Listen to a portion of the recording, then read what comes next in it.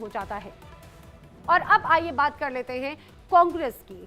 कांग्रेस के प्रत्याशियों की लिस्ट की चर्चा लगातार की जा रही है। कांग्रेस ने 40 प्रत्याशियों की पहली लिस्ट फाइनल तो कर दी है। साउथ के राज्य इसमें शामिल हैं जिसमें प्रत्याशी तय हो चुके हैं माना जा रहा है, लेकिन अभी भी उत्तर भारत के राज्यों को लेकर कांग्रेस अभी खुद ही पशुपेश में है, सस्पेंस बरकरार है।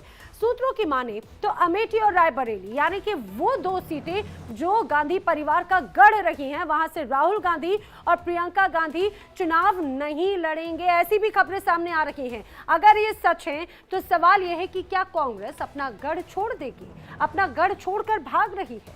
क्या कांग्रेस बीजेपी के चक्रव्यूह में अब फंसती नजर आती है?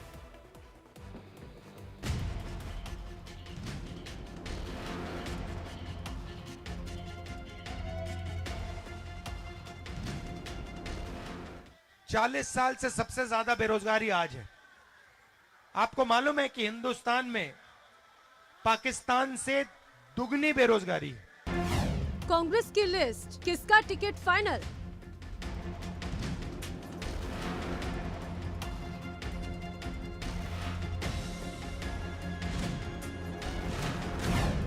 वायनाड से राहुल, अमेठी से होंगे आउट।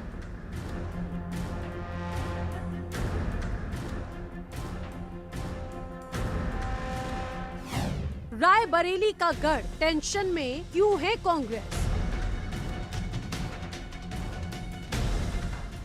ये सब बहुत बड़ी बड़ी बातें हैं दिखावे के लिए। ये जितने बड़े बड़े इश्तिहार आपको दिखते हैं, जिसमें आपको दिख रहा है कि बहुत तरक्की हो रही है, जब तक आपकी तरक्की नहीं होगी, जब तक आपको रोजगार नहीं मिलेगा। साइकिल के कैरियर में सवार कांग्रेस को यूपी में वापसी की उम्मीद है, लेकिन ऐसा लग रहा है कि पार्टी अपना आखिरी गढ़ भी नहीं बचा पाएगी। कांग्रेस की केंद्रीय चुनाव समिति ने प्रत्याशियों की पहली लिस्ट फाइनल कर दी है, लेकिन रायबरेली और अमेठी सीट पर तस्वीर अभी तक साफ नहीं है। राहुल गांधी का वायनाड से टिकट फाइनल कर दिया गया है, लेकिन अमेठी से उनके एक बार फिर से उतरने पर संशय बरकरार है। सूत्रों की माने तो रायबरेली से प्रियंका गांधी के उतरने पर भी संशय है। सोनिया गांधी के राजस्थान में राज्यसभा जाने के बाद कयास लगाए जा रहे थे कि कांग्रेस पार्टी रायबरेली से प्रियंका गांधी को चुनावी मैदान में उतारेगी, लेकिन ऐसा लग रहा है कि बीजेपी के चक्रव्यूह से कांग्रेस टेंशन में है और उसे लग रहा है कि रायबरेली का आखिरी किला भी ढह सकता है। अब ऐसे में वो प्रियंका को वहां से चुनावी मैदान में उतारने से बच रही है। सवाल ये है कि अगर रायबरेली से प्रियंका नहीं लड़ेंगी तो फिर कांग्रेस का प्रत्याशी आखिर कौन होगा, और क्या गांधी परिवार के सिवाय कोई और कांग्रेस का किला बचा पाएगा? जो कहते हैं कि अमेठी गांधी खानदान का गढ़ है, वो अपने ओर से एक कैंडिडेट देने में इतना समय क्यों लगा रहे हैं? तो उनका लैक ऑफ कॉन्फिडेंस ही आपको बताता है कि अमेठी अब कांग्रेस बैस्टियन नहीं रही है। अगर वो दो सीटों से लड़ते हैं तो इसका मतलब वो अमेठी से अपनी हार को ऑलरेडी चुनाव होने से पहले ही घोषित कर रहे हैं। मैंने तो ये कहा था कि अगर वाकई में उनके नेता में दम है तो बिना मायावती जी, अखिलेश जी के सहारे के अकेले सिर्फ अमेठी से चुनाव लड़कर क्यों नहीं दिखाते? दूध का दूध, पानी का पानी वही हो जाएगा।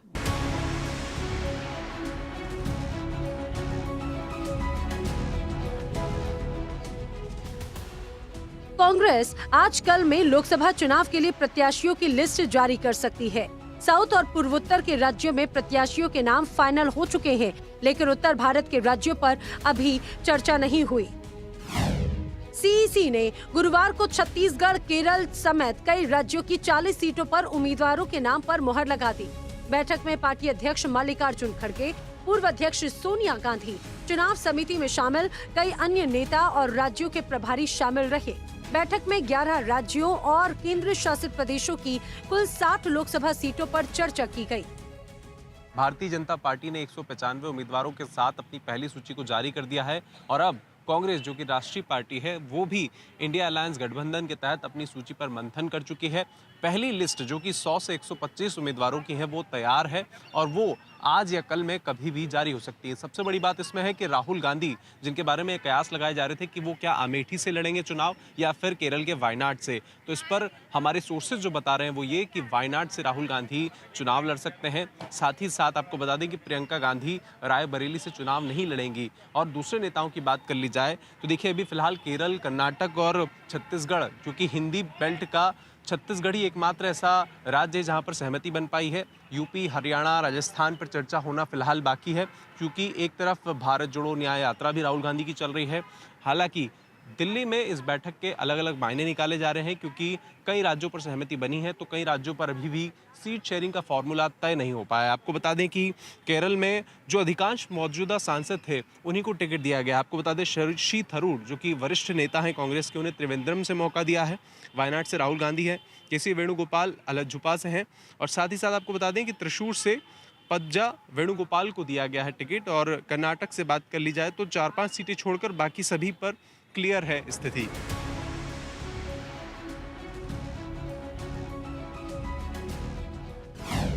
केरल की वायनाड सीट से एक बार फिर राहुल गांधी चुनाव लड़ेंगे, जबकि त्रिवेंद्रम से शशि थरूर को टिकट दिया गया है। केसी वेणुगोपाल को अलापुझा से टिकट मिलना तय माना जा रहा है। त्रिशूर से पद्मजा वेणुगोपाल के भाई के मुरलीधरन को टिकट मिल सकता है। कर्नाटक और छत्तीसगढ़ की कुछ सीटों पर नाम फाइनल हो चुके हैं। पूर्व सीएम भूपेश बघेल को राजनांदगांव से और ताम्रध्वज साहू को दुर्ग से टिकट दिया जा सकता है।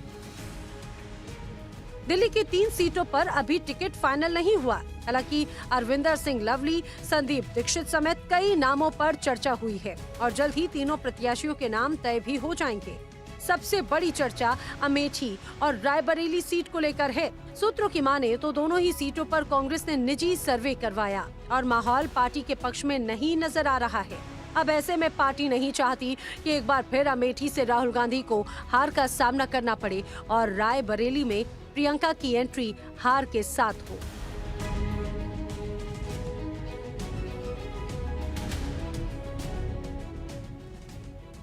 बीजेपी ने 195 सीटों की पहली लिस्ट जारी कर दी, लेकिन कांग्रेस सीट बंटवारे में ही उलझी नजर आती है।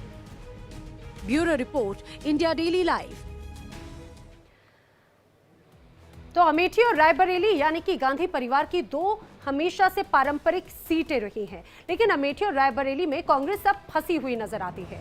मोदी योगी की घेराबंदी से कांग्रेस टेंशन में है। इस बीच जुबानी जंग भी शुरू हो चुकी है। केंद्रीय मंत्री स्मृति ईरानी ने राहुल गांधी को चुनौती दे डाली और कहा कि अगर हिम्मत है तो राहुल अकेले अमेठी से चुनाव लड़के दिखाएं। मैंने तो ये कहा था कि अगर वाकई में उनके नेता में दम है, अकेले सिर्फ अमेठी से चुनाव लड़कर क्यों नहीं दिखाते। लोकसभा चुनाव की रणभेरी तैयार हो चुकी है। सियासी योद्धा जंग के मैदान में कूद चुके हैं। सियासी सूरमा एक दूसरे पर जुबानी हमला कर रहे हैं। बीजेपी की कद्दावर नेता और केंद्रीय मंत्री स्मृति ईरानी ने कांग्रेस के वरिष्ठ नेता राहुल गांधी पर जोरदार हमला बोला है। उन्होंने राहुल गांधी को चैलेंज देते हुए कहा है कि अगर उनमें हिम्मत है तो अखिलेश यादव या मायावती का सहारा लिए बिना अपने दम पर अकेले अमेठी से चुनाव लड़कर दिखाएं। अगर वो 2 सीटों से लड़ते हैं तो इसका मतलब वो अमेठी से अपनी हार को ऑलरेडी चुनाव होने से पहले ही घोषित कर रहे हैं। मैंने तो ये कहा था कि अगर वाकई में उनके नेता में दम है तो बिना मायावती जी, अखिलेश जी के सहारे के अकेले सिर्फ अमेठी से चुनाव लड़कर क्यों नहीं दिखाते। दूध का दूध, पानी का पानी वही हो जाएगा। स्मृति ईरानी यही नहीं रुकी। उन्होंने कहा कांग्रेस पूरी तरह डरी हुई है और अमेठी में बीजेपी की ताकत का अंदाजा उन्हें हो चुका है, इसलिए वो एक कैंडिडेट फाइनल करने में इतनी देरी कर रहे हैं। जो कहते हैं कि अमेठी गांधी खानदान का गढ़ है, वो अपने ओर से एक कैंडिडेट देने में इतना समय क्यों लगा रहे हैं, तो उनका लैक ऑफ कॉन्फिडेंस ही आपको बताता है कि अमेठी अब कांग्रेस बैस्टियन नहीं रही है। सियासी गलियारों में अटकलें हैं कि राहुल गांधी केरल की वायनाड और अपनी पुरानी सीट अमेठी से चुनावी मैदान में उतर सकते हैं। इसी सवाल पर ईरानी ने राहुल पर करारा हमला बोला है। राहुल गांधी अमेठी से साल 2004 से लेकर के 2019 तक लगातार 3 बार सांसद रहे। 2019 के लोकसभा चुनाव में बीजेपी नेता स्मृति ईरानी ने उन्हें सियासी मात दे दी। हार का अंतर 50,000 वोट से ज्यादा वोट का रहा। राहुल गांधी को जहां 4,13,394 वोट मिले तो वहीं स्मृति ईरानी ने 4,68,514 वोट हासिल कर राहुल गांधी को करारी शिकस्त दी थी। हालांकि 2014 के लोकसभा चुनाव में स्मृति ईरानी को अमेठी से ही राहुल गांधी के सामने हार का सामना करना पड़ा था। स्मृति ईरानी ने 2 दिन पहले भी राहुल गांधी को मंच से डिबेट करने की खुली चुनौती दी थी। उन्होंने कहा था कि राहुल गांधी के सामने अगर बीजेपी का एक छोटा सा कार्यकर्ता भी बहस करने लगा तो राहुल गांधी के पसीने छूट जाएंगे।